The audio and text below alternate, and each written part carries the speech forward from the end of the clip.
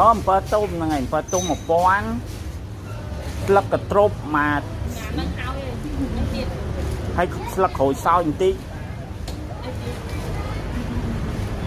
យូរនឹកតិចមកណែលក់ស្អីគេទៀត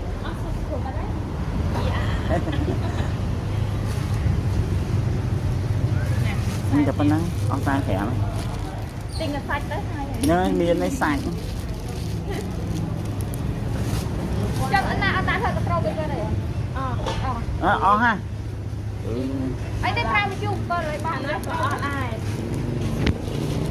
ទឹកនឹងកំប្រអើយករនេះយកខ្នងអូយលុយ